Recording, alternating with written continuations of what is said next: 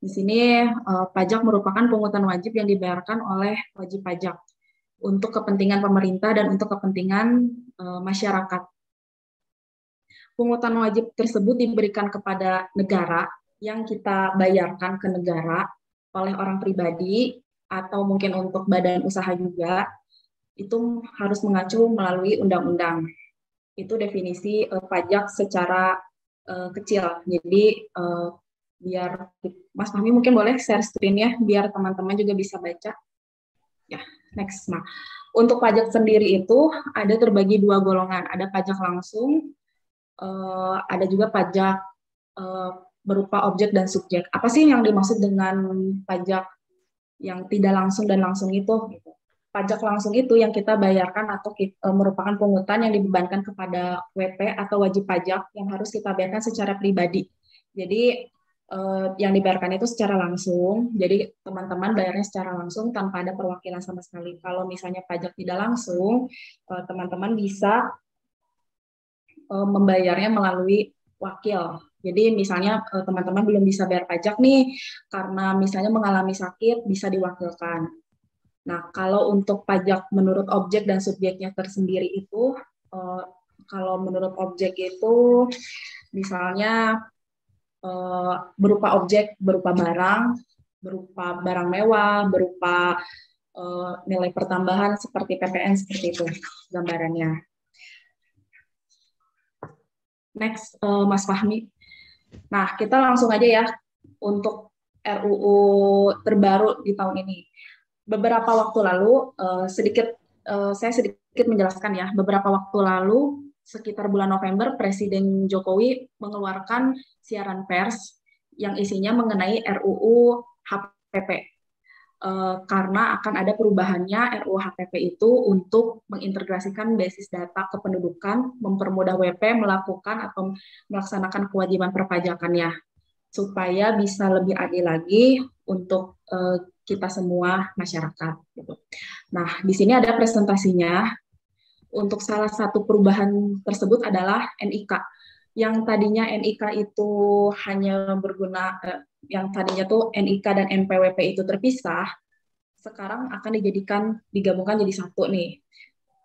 Tapi itu hanya berlaku untuk orang pribadi. Kalau misalnya untuk badan usaha tetap menggunakan NPWP karena nggak mungkin menggunakan misalnya KTP-nya direkturnya, komisarisnya, itu nggak mungkin. Jadi NIK itu akan terintegrasi menjadi nomor NPWP juga, dan itu akan berlaku di tahun sekarang.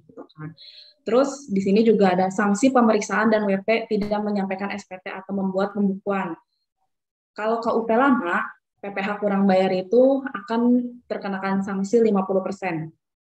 Sedangkan RUU HPP tahun sekarang, sanksi bunganya itu, suku bunganya itu acuannya ditambah uplift faktor 20% maksimal 24 bulan. Sedangkan untuk pajak penghasilan atau PPh kurang dipotong, yang tadinya 100% sanksi, itu akan menjadi sanksi bunga per bulan, suku bunga acuan atau uplift, faktornya 20%, maksimalnya 24 bulan. Untuk pajak penghasilan tetapi tidak disetor. Jadi kita punya pajak penghasilan tapi kita tidak menyetorkan, yang tadinya kita kena sanksi 100% menjadi 75%. Dan itu pun berlaku untuk PPN atau PPN barang mewah kurang bayar. Yang awalnya 100% terkena sanksi, jadi turun 75%. Oke, next, Mas Fahmi.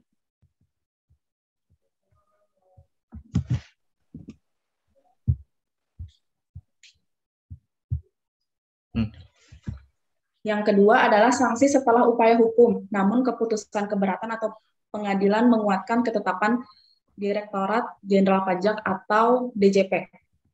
Yang semula sanksi keberatan KUP lama terkenanya 50%, setelah adanya RUU itu kita menjadi 30%.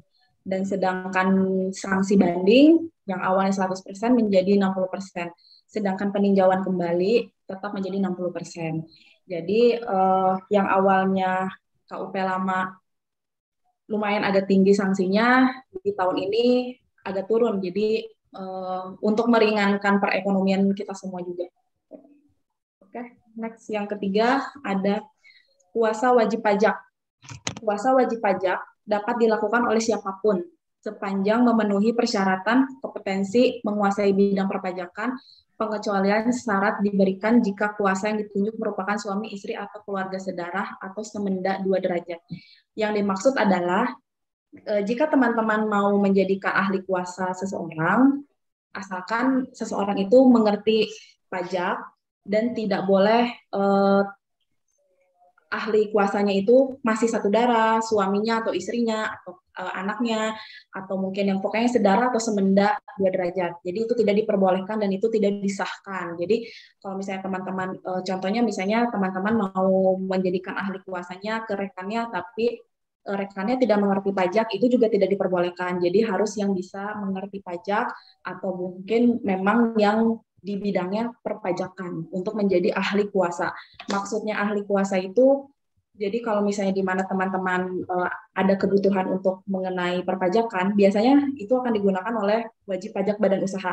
Nah, jadi wajib pajak badan usaha itu ketika direktur kan tidak mungkin harus tiap hari datang ke kantor pajak atau berhubungan dengan orang pajak kan. Jadi mungkin akan menyerahkan kepada kuasa wajib pajak. Jadi itu bisa diserahkan kepada kuasa wajib pajak, asalkan bukan keluarga sedarah atau semenda atau mungkin dia suami istri adiknya atau kakaknya itu tidak diperbolehkan. Jadi yang diperbolehkan mungkin stafnya, mungkin rekannya. Kalau orang pribadi misalnya saya mau melaporkan wajib pajak tapi saya tidak bisa, saya menguasai misalnya ke rekan saya, ke Mas Fahmi kayak gitu, karena saya dengan Mas Fahmi tidak ada berhubungan apapun.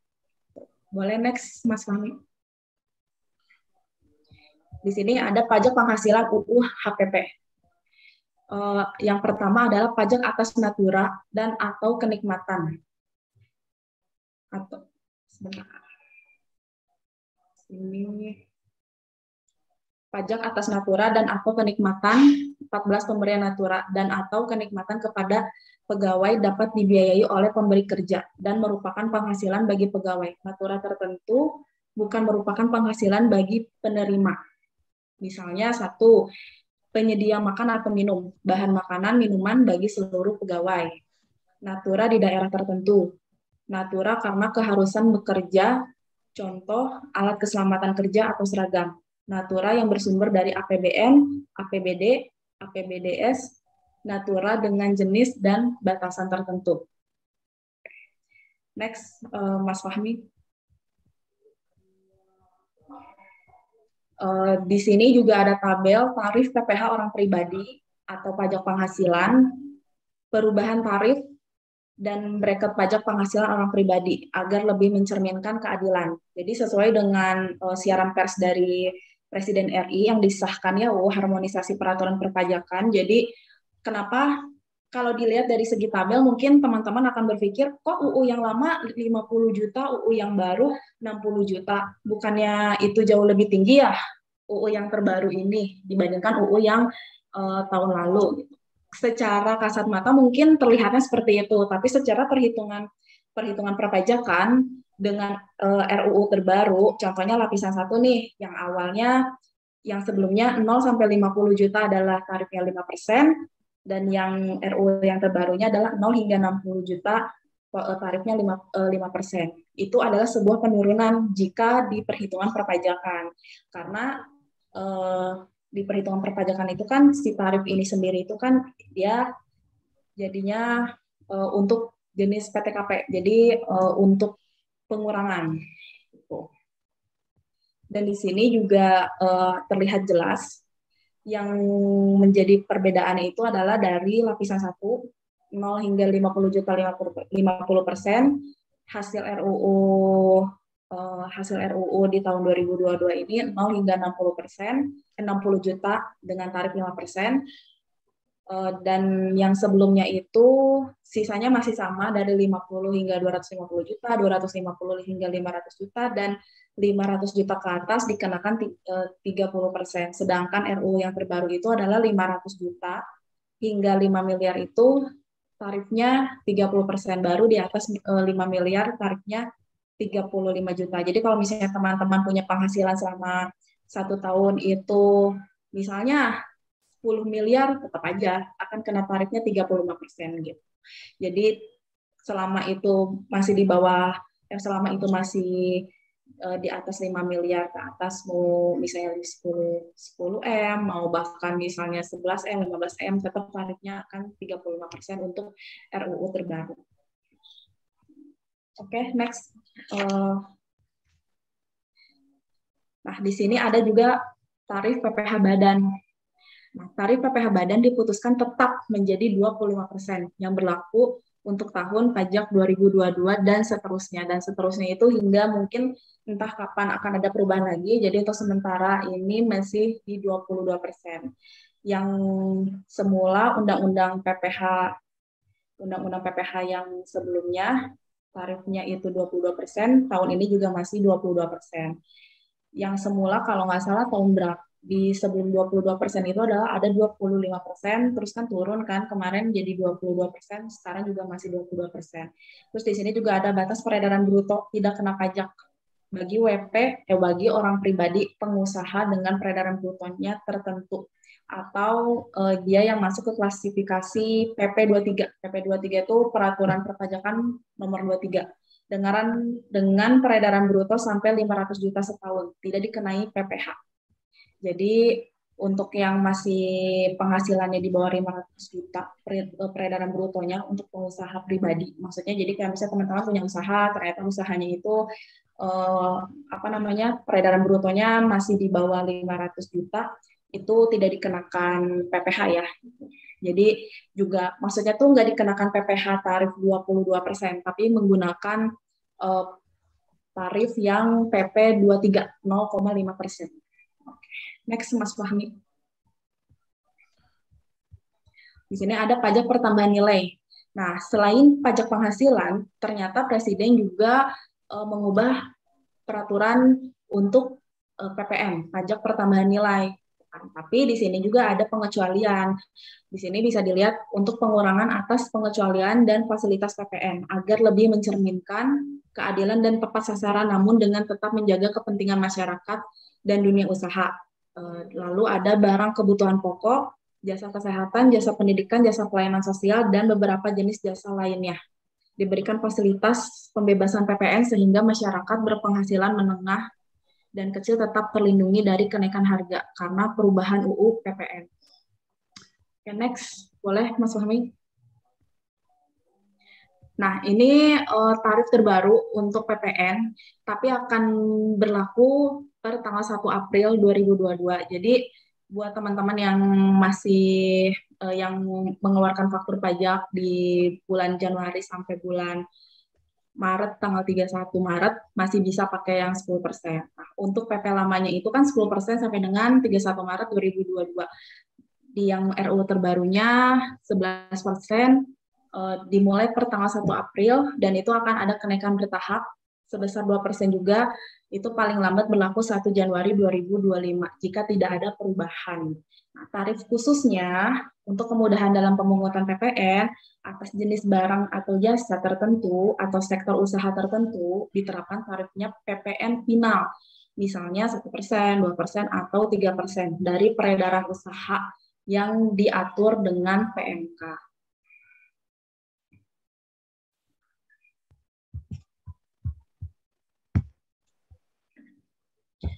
Di sini juga ada pajak karbon. Pajak karbon yang dikenakan atas pembelian barang yang mengandung karbon atau aktivitas yang menghasilkan emisi karbon.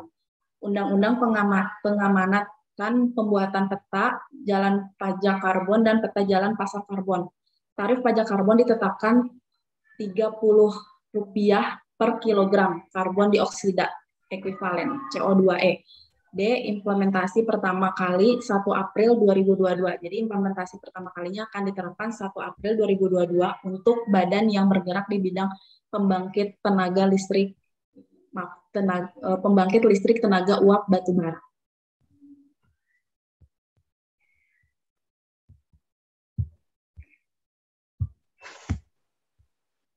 Di sini juga ada bea cukai atau cukai juga sama.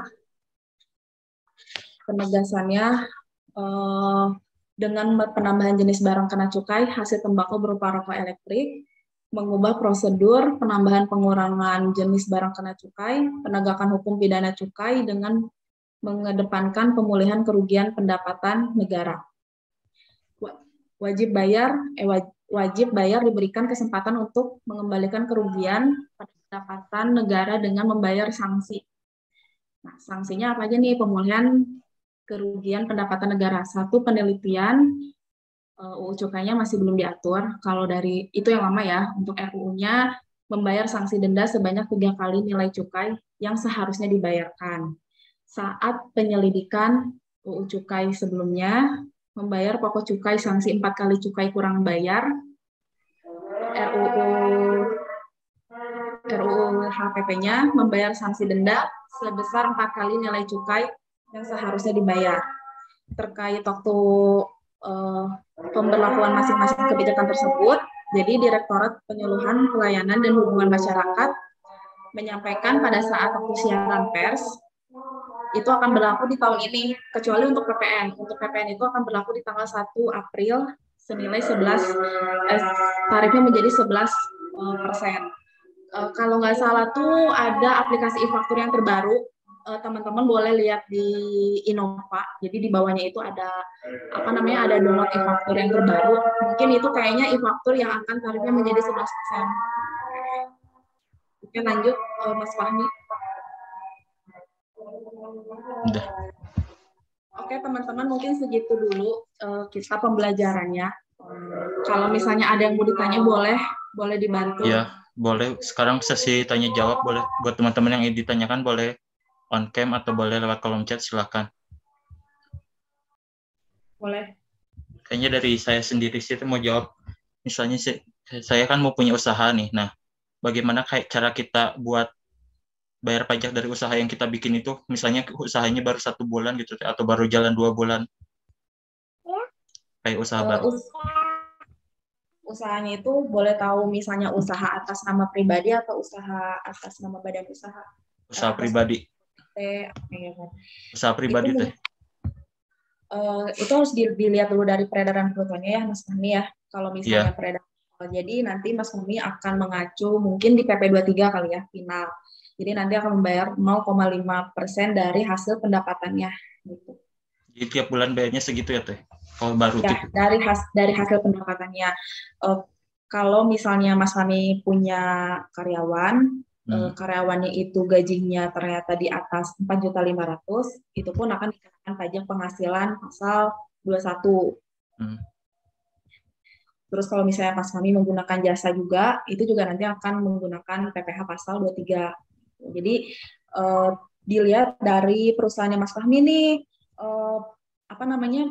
menggunakan apa aja nih gitu, pekerjaannya apakah menggunakan jasa atau enggak, misalnya ternyata ada sewa-sewa juga, misalnya sewa kendaraan kah, atau enggak misalnya tempat usahanya itu bangunannya sewa. Kalau misalnya bangunannya sewa berarti kan harus ada pajak sewa juga kayak gitu. Misalnya kendaraannya untuk untuk si usahanya sendiri, misalnya menggunakan kendaraannya sewa nih gitu, sewa bayar per bulan, sama itu juga harus bayar sewanya juga kayak gitu. Atau enggak misalnya ternyata menggunakan outsourcing nih untuk tambahan sumber daya manusianya, itu juga sama harus ada pajaknya gitu. Jadi harus dilihat dulu dari segi pekerjaan si usahanya itu seperti apa, terus penggunaannya apa aja gitu. Jadi nggak bisa terpaku dari pendapatan si usahanya berapa, oh ya udah saya bayar finalnya aja gitu. Tapi ternyata saya punya karyawan ternyata gajinya 5 juta nih, 10 juta, tapi nggak dilaporkan pajaknya gitu. Nanti kan kalau misalnya ketahuan sama KPP kan yang akan terkena sanksinya kan adalah perusahaan, bukan pribadinya. Karena kan orang pribadinya kan mereka bisa aja mereka buta pajak, jadi mereka nggak tahu apa-apa gitu, karena mereka belum diedukasikan soal pajak penghasilan. Dan berarti kita harus tahu tentang pajak dari sekarang gitu ya, biar bagi yang belum punya usaha. Yang punya usaha betul. Boleh nih yang lain yang ingin ditanyakan boleh langsung, atau boleh on cam juga, open mic boleh ditunggu.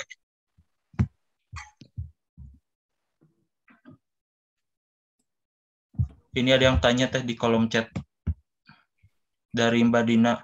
Halo Mbak, saya mau tanya kalau perusahaan UMKM itu PPh finalnya berapa lama? masa boleh menggunakan tarif tersebut. Lalu kalau sudah nggak bisa masa PPh finalnya, maka pakai tarif yang mana? Mohon penjelasan dan teknis perhitungannya. Oke. Halo Mbak Dina.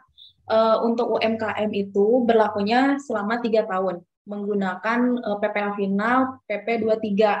Nah, kalau misalnya ternyata setelah selesai 3 tahun itu, nanti kan dilihat tuh omsetnya berapa, dan ternyata Mbak Dina itu masih belum bisa mampu, misalnya kan setelah 3 tahun itu kan pasti kan akan perhitungannya menggunakan yang 22% kan, tapi ternyata masih belum bisa, itu boleh pengajuan lagi untuk PP 23. Jadi bisa pengajuan lagi menggunakan 0,5%. Gitu. Tapi kecuali nih apa namanya penghasilannya Mbak Dina ini, si perusahaan ini kurang dari 3 tahun sesuai peraturan PP 23, ternyata sudah melebihi 4,8 M, itu sudah diwajibkan langsung mendaftarkan PKP. Jadi di situ juga udah tidak bisa menggunakan lagi 0,5 secara otomatis. Jadi harus sudah menggunakan 22% dari net income. Kalau PP 23 kan 0,5% dari pendapatan. Misalnya pendapatannya selama 1 bulan misalnya 30 juta. Berarti 30 juta 0,5%-nya berapa nih gitu. Nah, itu yang akan dibayarkan setiap bulan. Nah, kalau misalnya yang 22% itu akan dilihat di pendapatan, nanti akan dikurangi beban-bebannya, biayanya apa aja, nanti net income-nya berapa, si keuntungannya itu tuh nanti akan dikali 22%. Gitu. Jadi harus dilihat juga. Jadi kalau misalnya ternyata misalnya dari Januari sampai Agustus pendapatan per bulannya masih kecil nih gitu, masih cuma kayak 50 juta, 30 juta. Ternyata di bulan September pendapatannya mengalami 1,2 M atau mungkin 1,5 M. Itu udah harus menggunakan skema 22% dan harus udah PKP juga. Mohon penjelasannya dan teknis itu. Gimana Mbak Dina, sudah terjawab pertanyaannya? Atau ada yang kurang jelas boleh boleh di chat. Ini ada pertanyaan selanjutnya nih dari Teh Fitri. Silakan Teh Fitri. Enggak, Fitri cuma mau nambahin aja. Boleh Teh, boleh. Saudara ikut nambahin ya ampun. Boleh. Aku juga baru baca nih terkait detailnya PPh PPh harmonisasi ya. Harmonisasi. Jadi sebenarnya terkait yang PP 23 itu ada beberapa ada beberapa batas waktu gitu Teh. Jadi sebenarnya yang pertama dia itu 7 tahun pajak untuk WP yang pajaknya orang pribadi. Jadi dari pertama kali kita, misalnya kalau kita WP-nya orang pribadi nih, terus kita punya usaha nih ya, maka kita punya waktu 7 tahun untuk bisa menggunakan PP 0,5% itu. Tapi nanti memang ada syarat dan ketentuannya. Salah satunya omset kita nggak boleh lebih dari 4,58 M Teh dalam 1 tahunnya gitu. Jadi meskipun misalnya Fit, aku kan pakai orang pribadi nih, tapi aku udah lebih dari aku baru jalan tahun kedua pakai PP final 0,5%, tapi ternyata omset aku di tahun ini udah nyampe 5 miliar nih. Nah, berarti tahun depan udah nggak bisa lagi pakai fasilitas yang 0,5%. Lalu yang kedua itu ada namanya 4 tahun pajak di WP badan yang bentuknya dia mau koperasi, mau CV, mau firma, itu memang 4 tahun. Nah, bagi PT itu cuma 3 tahun. Jadi kalau misalnya teman-teman di sini yang udah punya PT nih dan udah pakai dari 2019 kemarin atau dari 2018 malah ya, maka udah nggak berlaku lagi nih penggunaan si tarif PP 23 ini gitu. Itu yang harus, mungkin jangan sampai ke ini ya Dar ya. Jadi kebanyakan mungkin klien kita berdua gitu ya Dar. Klien kita yang ada di Amiga adalah mereka terlalu fokus dengan jangka waktu sehingga saat nyentuh di angka lebih dari 4,8 masih ngegunain pajak yang 23, itu udah nggak bisa. Cara perhitungannya gimana Fit gitu misalnya. Nah, kalau yang 0,5% ini dia ngitung dari kepala. Dari kepala itu gimana Fit? Dia ngitung dari omset. Jadi kalau misalnya omsetnya tiap bulan Mbak Dina 200 juta, ya tinggal dikali aja 0,5% di bulan tersebut. Tapi kalau bulan depannya, ternyata aku nggak ada omset, lagi sepi, ya nggak usah dibayar. Kalau bulan depannya lagi, Fit, aku ini ada pendapatan lagi 300 juta, ya udah dikali aja 0,5%-nya berapa dibayarkan. itu lebih mudah ya kalau 0,5%. Yang jadi cukup memang challenging adalah saat kita udah dapat fasilitas lagi nih. Berarti gua kan harus bayar pajak 22% nih. Nah, 22% ini kita bayar dari kaki istilahnya. Jadi kita harus hitung dulu pendapatannya kita berapa, biayanya kita berapa, kita kurangin nanti labanya setelah dekodex fiscal dan lain-lain itu kena tarif 22%. Cuman aku Teh Dara kalau fasilitas yang 50% masih atau sekarang udah dihilangin ya di Undang-Undang HPP ini?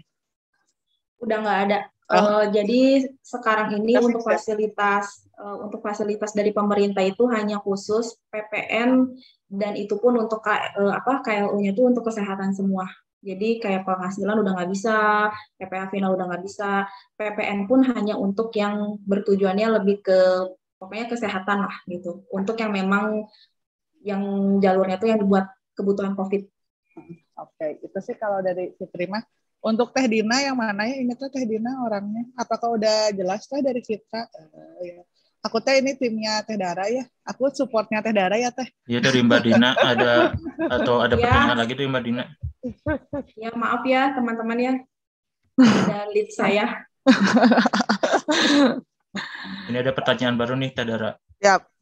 Sokdar. Selamat malam, nama saya Sandra. Saya ingin bertanya mengenai teknis pelaksanaan untuk penetapan PPN 11%. Pada 1 April 2022 nanti. Ya, apakah ada pengaruh? Ada pengaruh juga untuk pemberian nomor seri pajaknya. Maksudnya apakah nomor seri yang sudah kita minta dapat diteruskan untuk digunakan atau harus meminta nomor seri yang baru khusus untuk penggunaan tarif baru 11%. Terima kasih. Sejauh ini sih belum ada informasi untuk masalah nomor seri faktur pajak ya, karena sampai saat ini tuh baru ada informasinya mengenai si tarif si 11%-nya aja. Karena sebenarnya kalau nomor seri itu nggak ada pengaruhnya sama sekali. Jadi nomor seri itu, kecuali kalau misalnya nomor seri habis, pada status kita minta, tapi ternyata kita belum lapor pajak dan belum bayar pajak di bulan sebelumnya, baru mungkin dari DJP tidak bisa memberikan nomor seri faktur pajak karena kita harus melaksanakan pelaporan dan pembayaran dulu. Tapi kalau misalnya untuk masalah nanti tarifnya per tanggal 1 udah 11%, apakah nomor serinya jadi nggak berlaku apa gimana?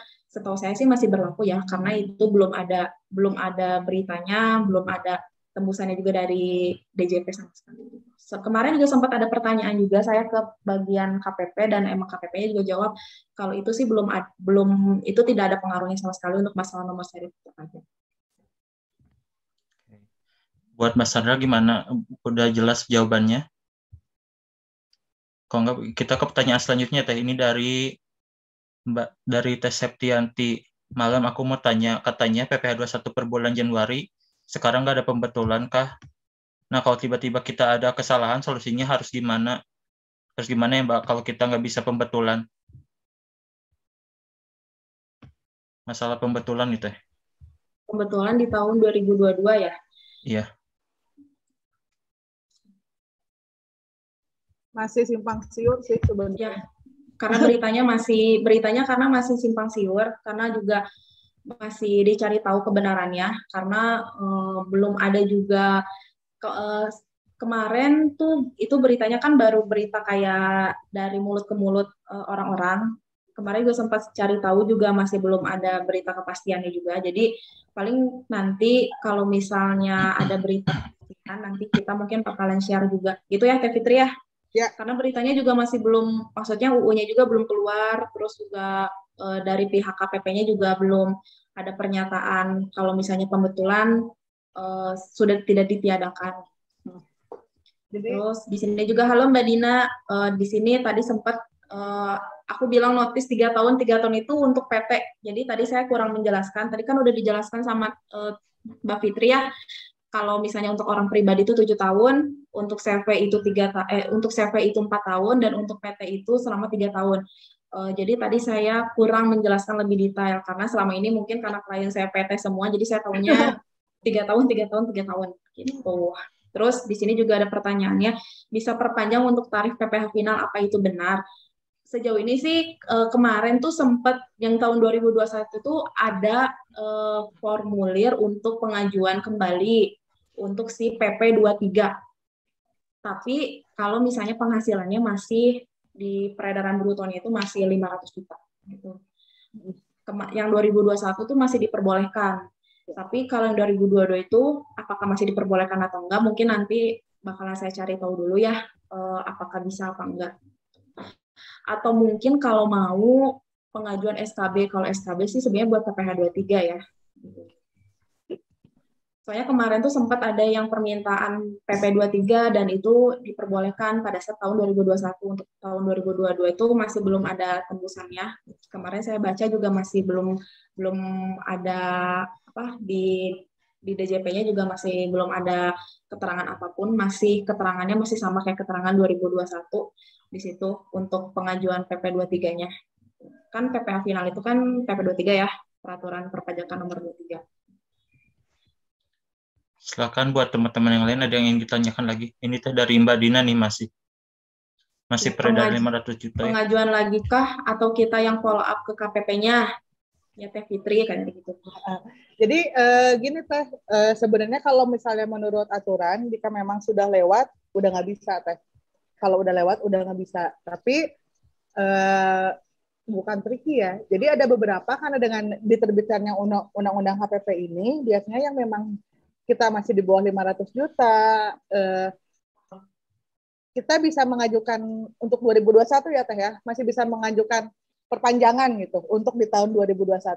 Tapi kalau misalnya memang untuk di tahun yang sekarang udah, feeling aku sih udah nggak akan bisa lagi ya di tahun 2022 gitu, karena memang udah ada beberapa kebijakan, diantaranya fasilitas COVID udah diberikan. Cuman uniknya si PMK kebijakan pajak ini, kita akan ada perubahan pasti. Sekarang hampir setiap 3 bulan ada perubahan ya.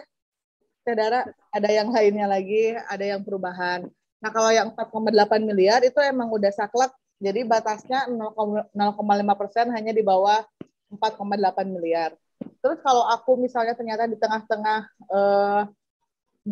lebih dari 4,8 miliar, gimana Fiat gitu. Itu ada 2 opsi Teh. Kalau ternyata let's say kita di tengah-tengahnya itu di bulan Oktober November nih, dekat-dekat ke Desember, itu biasanya di tahun tersebut tetap kita pakai tarif yang 0,5%-nya Teh.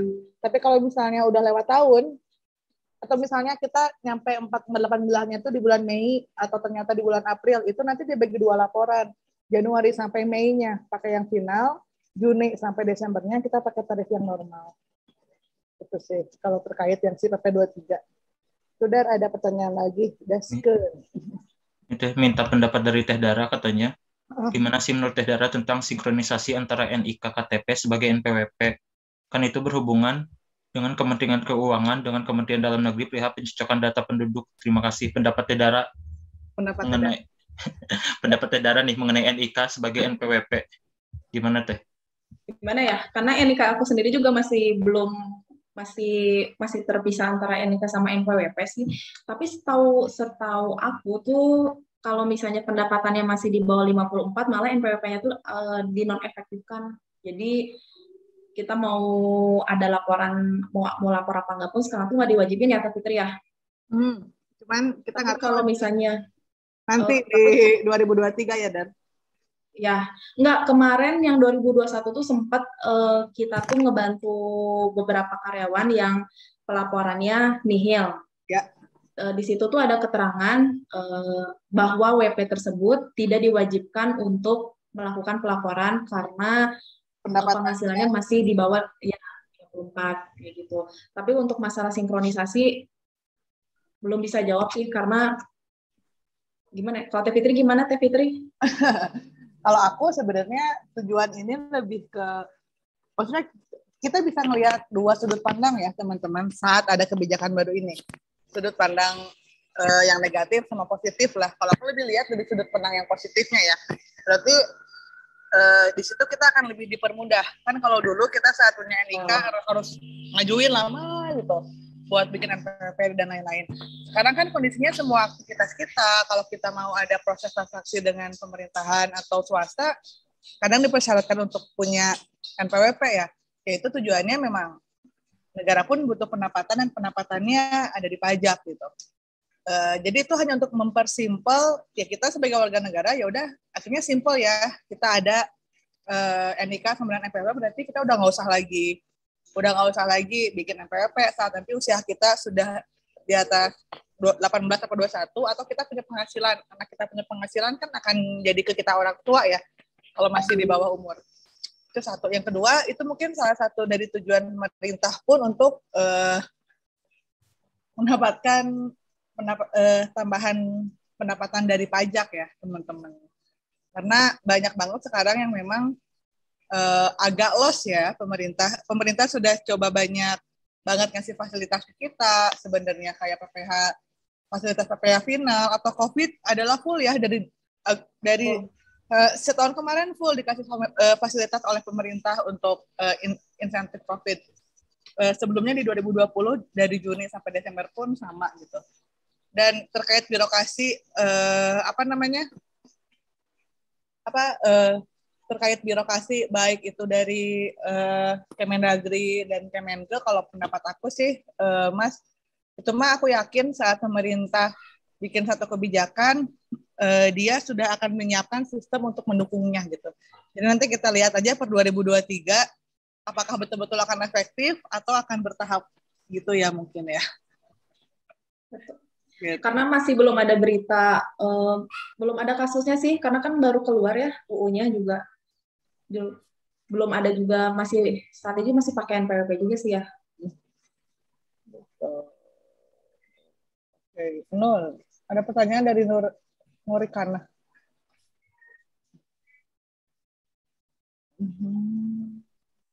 Mau tanya, kami PT sudah 5 tahun, tapi omsetnya masih di bawah 4,8. Tahun lalu dapat surat dari KPP pemberitahuan bahwa sudah tidak bisa mengajukan yang 0,5, diganti menggunakan cicilan PPh 25 sekitar Rp199.550 per bulan. Itu gimana ya dengan penjelasan tadi, katanya kalaupun sudah lebih dari 3 tahun tapi masih di bawah 4,8 masih bisa mengajukan yang 0,5. Betul. Sebenarnya kalau misalnya kitanya tidak mengajukan, sebenarnya kan KPP juga nggak akan tahu ya. Jadi yang tadi kata Teh Fitri bilang, sebenarnya gimana kantor pajaknya masing-masing sih. Jadi pada saat nanti kita pengajuan, apakah itu di-approve apa nggak sama kantor pajaknya, juga itu pengaruh sebenarnya. Gimana Teh Fit? Jadi ada pertimbangan. Tapi secara aturan dan memang sekarang sudah terintegrasi, itu udah pasti nggak akan bisa. Kalau udah lebih dari 5 tahun, even itu udah di bawah 4,8 miliar Teh. Tapi biasanya kalau di kita, klien kita memang karena komunikasi kita dengan KPP cukup intens, kita konsultasi, semua klien kita konsultasikan, karena kita pengen ya semua laporan klien kita juga baik ya Teh ya. Jadi benar-benar putihnya putih lah gitu. Kita nggak pernah aneh-aneh gitu. Jadi setiap ada masalah kita konsultasikan dan lain-lain. Nah, terkait yang tadi, kalau berdasarkan undang-undang memang udah nggak bisa Teh. Kalau lebih dari 3 tahun. 2021 itu batasnya untuk yang dia penggunaan dari 2019. Apalagi ini sudah lebih dari 5 tahun ya Teh ya, yang 4,8 miliarnya gitu. Lalu diminta untuk dicicil 119.550. Nah, sebenarnya opsi PP 23 itu bukan kewajiban. Jadi kalau dulu Teh saat PP 46 2018 itu kewajiban ya. Jadi kewajiban Teh pokoknya yang di bawah 4,8 miliar wajib untuk pakainya yang 1% kalau dulu. Kalau PP 23 itu opsi. Kenapa opsi? Karena ada juga beberapa usaha yang memang dia tuh minus. Ada beberapa usaha yang memang penghasilannya malah jadi lebih besar kalau saya Teh bayar 1% dibanding saya ngitung laba rugi dan saya bayar 22%. Itu ada yang kasusnya kayak gitu. Teh Nur ya, sama Teh Nur gitu. Dan kalau memang sudah dapat surat duluan dari si KPP, pengalaman aku ya Teh ya dari ngurusin, karena si KPP yang berinisiatif duluan, maka udah nggak akan bisa lagi diajukan Teh. Jadi memang tetap harus ikut cicilan PPh 25 Rp199.000 gitu. Nah, sekarang kalau ditanya, itu kan dapat dari mana sih, Fit? 199.000 itu biasanya petugas KPP itu akan ngitung Teh. Saat Teh ngelaporin tahun yang sebelumnya, dapat laba berapa, dia akan hitung kalau misalnya dengan hitungan PP 2 PP pasal 17 di tahun sebelumnya berapa ya pajaknya. Dia akan bagi 12, maka muncullah angka itu gitu. Sebenarnya cukup pro dan kontra sih ini teh. Cuman asumsi dari pajak bahwa perusahaan setelah 3 tahun harusnya lebih mapan, harusnya omsetnya pun udah bisa meningkat ya. Karena orang bikin usaha kan pengen omsetnya meningkat. Itu asumsi yang dikasih sama si kantor pajak sih, Teh Nur gitu. Boleh nanti mungkin kalau kita bisa diskusi setelah ini ya Teh Dara. Boleh. Kita chat untuk ngobrol lebih lanjut. Misalnya kalau ada teman-teman yang curhat di sini, kita bisa kasih LinkedIn-nya deh, atau sosial medianya boleh, atau nomornya sekalian. Bisa chat di IG-nya Amiga aja kali ya. Iya, di IG Amiga boleh. Nanti kita coba set 30 menit untuk ngobrol one on one ya buat peserta yang sekarang datang ya. Boleh. Dan buat peserta yang ngisi feedback kali ya, mungkin nanti ya, ada link evaluasinya tuh bisa. Ada link evaluasinya gitu. Ini ada 2 pertanyaan lagi nih Teh Dara, yang nih, bagaimana pendapat Teh Dara soal berita kenaikan cukai rokok? Apakah kira-kira cukup efektif akan mengurangi perokok di Indonesia? Ini kayaknya buat yang ngerokok. Sensitif. Kalau untuk saya yang ngerokok sebenarnya cukup efektif ya. Tapi mungkin untuk yang perokok mungkin itu suatu gimana Teh Fitri? Ya, Mas Fahmi mungkin gimana? Kan kalau untuk saya yang tidak perokok mungkin efektif ya untuk mengurangi perokok di Indonesia. Kayaknya bakal jadi pro kontra ini. Ya, sebenarnya sih gitu. Ya kalau bagi yang perokok mungkin sebenarnya, ini ada komen dari Mas Mike nih. Semoga udah connect 100.000%. Ini adalah pertanyaan pro kontra ya. Ini Mas siapa nih yang raja? Mas Ridwan. Mas Ridwan luar biasa. Kalau pendapat Raya akan mengurangi ya, tapi kalau pendapat aku pribadi mungkin tidak akan terlalu signifikan menguranginya. Iya betul. Itu kalau pendapat aku pribadi ya, maksudnya yang memang perokok. Ini teh dari Mbak Dina nih, Mbak Dina kayaknya lumayan ini. Mbak Dina kayaknya. Boleh nanti kita ngobrol aja. Iya, Mbak Dina nanti kita ngobrol ya. Yang nanya sekarang mungkin kita harus diskusi lebih lanjut ya. Nanti kasihan juga nih kalau ada apa-apa. Ini ada nih yang terakhir paling dari Mas Muzakir. Saya bekerja di salah satu BUMN.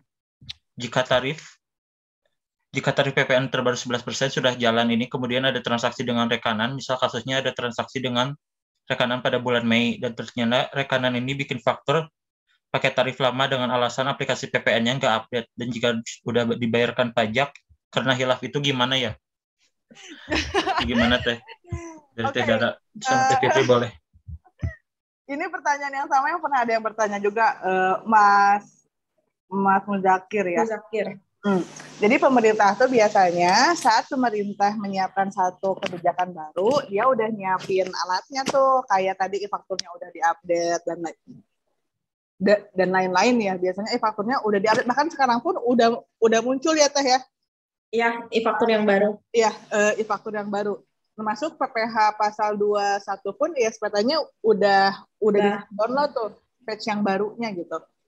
Nah, di pajak itu karena kita memberlakukan self assessment, di mana itu dianggap yang udah kita laporkan itu adalah benar ya, jadi nggak ada istilah hilaf di situ. Saat kita tahu hilaf harus segera melakukan pembetulan, kalau kurang bayar kita langsung bayarin dan lain-lain ya.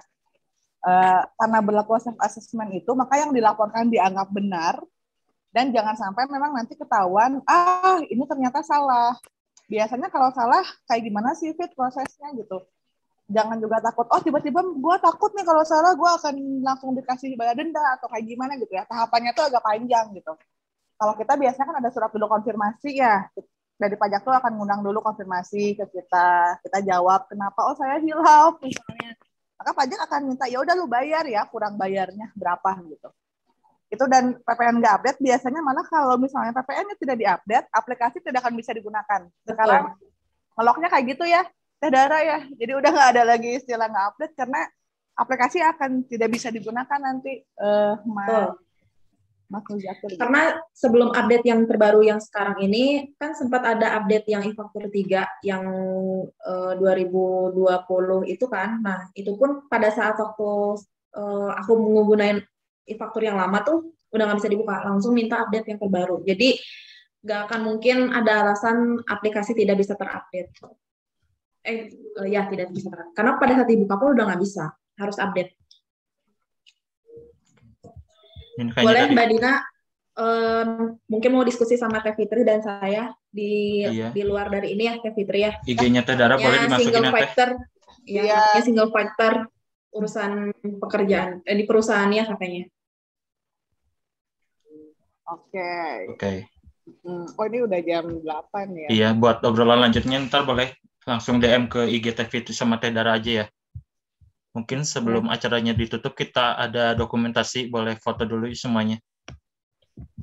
Terima kasih buat semuanya. Makasih buat Teh Dara udah jadi pembicara hari ini. Makasih buat Teh Fitri juga. Sampai bertemu di acara Amigatalk bulan depan. Terima kasih semuanya.